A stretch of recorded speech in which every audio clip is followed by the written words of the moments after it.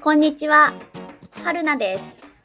この動画はリスニングとスピーキングを同時に上達することができます。最初にちょっと見てみましょう。これは学校です。これは学校です。これは学校です。This is a school. これは学校です。その後、リピート練習、シャドーイング練習もしてスピーキングのレベルも上げましょう。まずは3つのスピードで聞いてみましょう。これは私の水色のノートです。これは私の水色のノートです。これは私の水色のノートです。This is my light blue notebook. これは私の水色のノートです。この道はまっすぐですか？この道はまっすぐですか？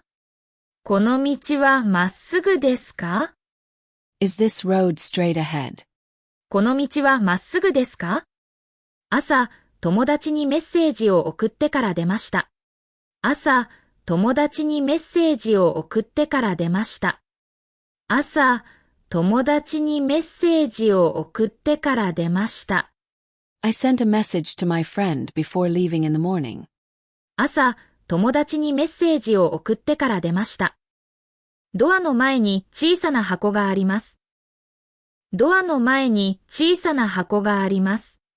ドアの前に小さな箱があります。There is a small box in front of the door. ドアの前に小さな箱があります。今日は曇っていましたが、気温は高かったです。今日は曇っていましたが、気温は高かったです。今日は曇っていましたが、気温は高かったです。It was cloudy today, but the temperature was high. 今日は曇っていましたが、気温は高かったです。この地図を見ながら説明してください。この地図を見ながら説明してください。この地図を見ながら説明してください。Please explain it while looking at this map. この地図を見ながら説明してください。妹は夏のイベントに向けて練習を続けています。妹は夏のイベントに向けて練習を続けています。妹は夏のイベントに向けて練習を続けています。My younger sister is continuing her practice for the summer event. 妹は夏のイベントに向けて練習を続けています。先生は会場までの行き方をお話になりました。先生は会場までの行き方をお話になりました。先生は会場までの行き方をお話になりました。The teacher explained how to get to the venue. 先生は会場までの行き方をお話になりました。海外で注文を聞き間違えたことがあります。海外で注文を聞き間違えたことがあります。海外で注文を聞き間違えたことがあります。I once misheard an order overseas. 海外で注文を聞き間違えたことがあります。急に呼ばれて走ったので、息が切れてしまいました。急に呼ばれて走ったので、息が切れてしまいました。急に呼ばれて走ったので、息が切れてしまいました。I was called suddenly and ran, so I ended up out of breath. 急に呼ばれて走ったので、息が切れてしまいました。毎日の動画を続けるために高評価ボタンで応援お願いします。今度はフレーズを繰り返して練習しましょう。これは私の水色のノートです。この道はまっすぐですか？朝、友達にメッセージを送ってから出ました。ドアの前に小さな箱があります。今日は曇っていましたが、気温は高かったです。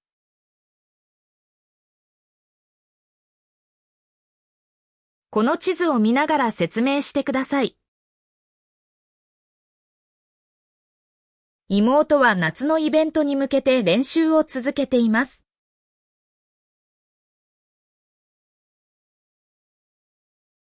先生は会場までの行き方をお話しになりました。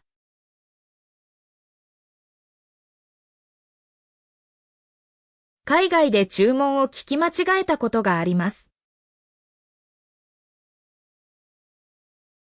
急に呼ばれて走ったので、息が切れてしまいました。